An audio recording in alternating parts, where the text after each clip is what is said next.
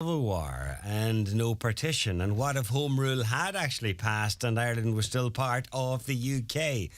Well, these are the sort of questions that are being asked in a very ambitious production of a play called The Alternative. It's been staged by Letterkenny Music and Drama Group in Greenland Theatre tomorrow night and on Saturday night. And the director, Kieran Kelly, is with me now in the studio. Kieran, the way I outlined it there, it sounds very political and very serious, but it's anything but. Oh, it's not. It's. I mean, those things are there as part of it. That's the kind of the premise set up. But after that, it's a comedy. It is funny. It is a very funny show. I think people will be very surprised at some of the laughs they're going to get. We've had a couple of invited audiences into rehearsals, and the belly laughs of them at some of the lines that are said are just hilarious. So it's really, while politics and history are part of it, but it's only the setup. After that, you don't need to know. You just go along with the ride of it, you know. And tell me about how it's set up, because it's based, it's bang up to date. 2024 of set, right? Yeah. And there's a visit by the British Prime Minister. Yeah, who's from Dublin. Who's from Dublin, exactly. And it's like, so she's there. Basically, the support. They're voting. It was written in the context of Brexit. When the writers Michael Patrick and Oisin Kearney, when they wrote it, it was kind of, so you had Leave or Remain, but they have that now in the context of Leave or Remain the UK.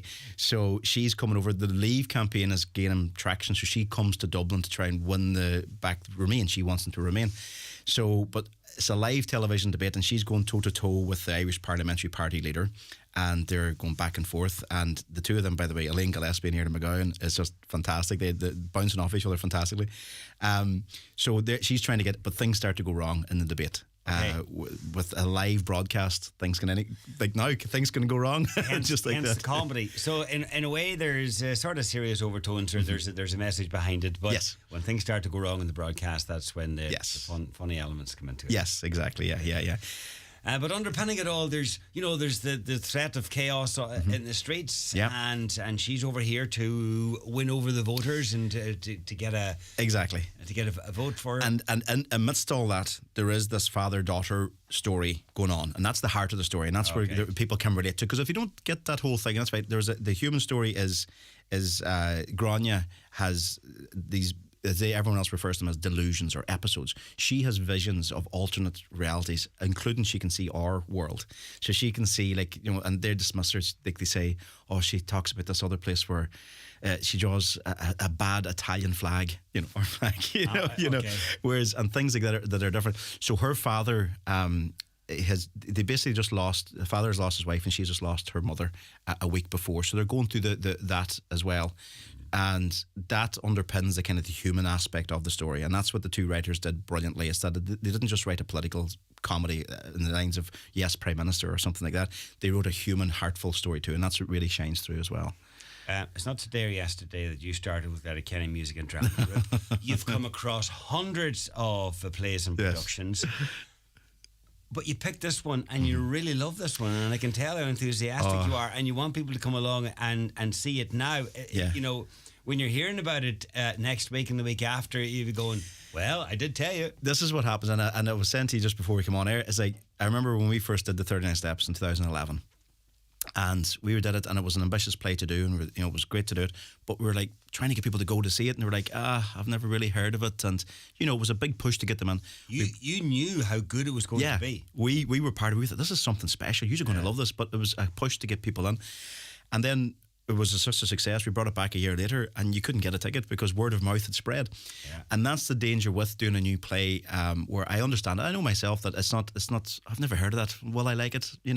This is on the same regard. I would say people will love it if they could take a chance on this show. They really will love it. We're just going to have to take your word for it. Very true.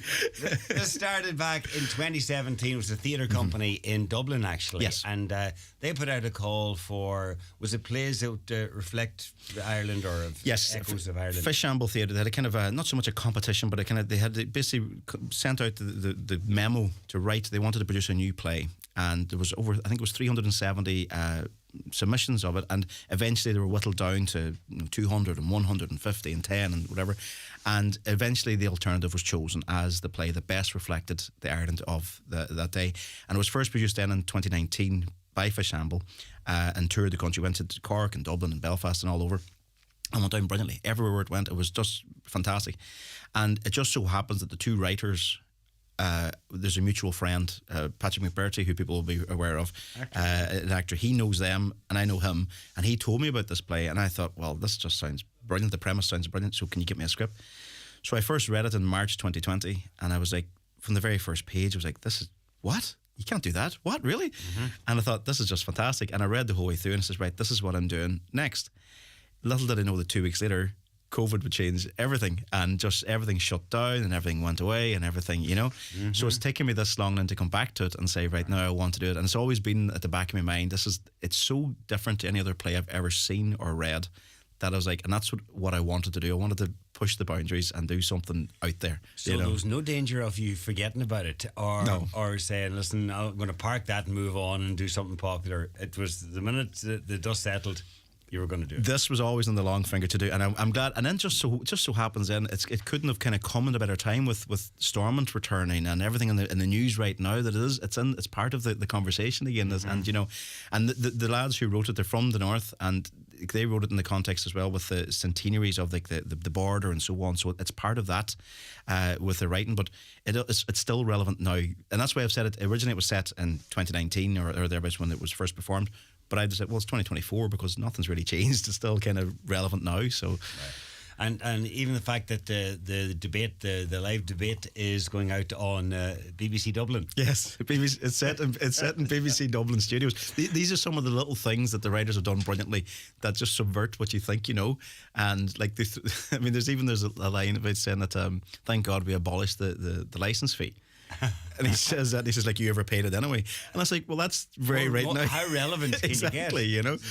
So it's set in that kind of thing where, and the audience will be made to feel that they're in BBC Dublin studios. Yeah. They're at this live television debate. There's going to be a camera set up with a live feed broadcast on screens on the stage, and it's a very technical, highly technical show, and the audience will be made to feel that they're at the debate, and they'll have something to contribute to the debate. So it's that's what I mean about the ambition of it. It's certainly out there, and that's what will make it entertaining for the audience.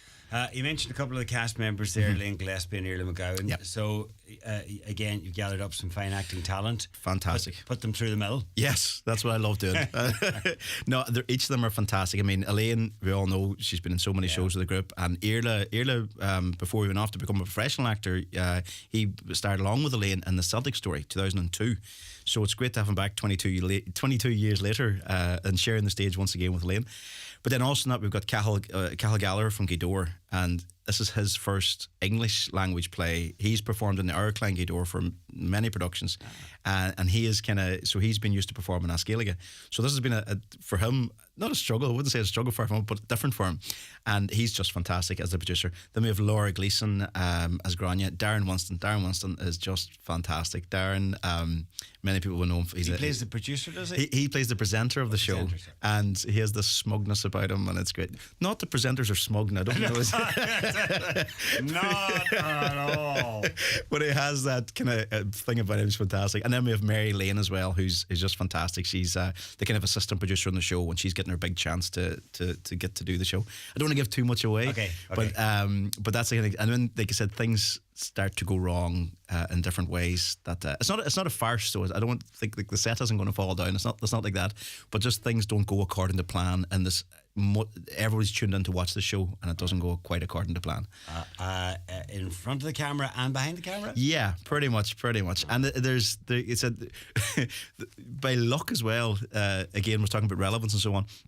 When I was looking for footage, they talk about kind of riots starting out in the streets of Dublin. I was like, I need to get footage of riots in the streets of Dublin. And then last November or whatever it was, it presented. You don't have to go too far back for that. No, exactly. So it is kind of. Like I said, people will recognise little things, and there's a couple of wee local touches as well that I won't mention that I got permission to do, to add in a wee couple of local flourishes that again, if you're from Letterkenny, you'll appreciate those references too. I hope. Well, listen, it sounds like a brilliant mix, and it's called The Alternative, and there's still some tickets available for tomorrow night and on Saturday night, and get it now before you hear about it next week and go, oh, I'm just ashamed I didn't go along and see that, or when it starts winning awards and you kick yourself, you didn't see it first time round. Kieran, thank you very much. Thanks so much, John. Thank you.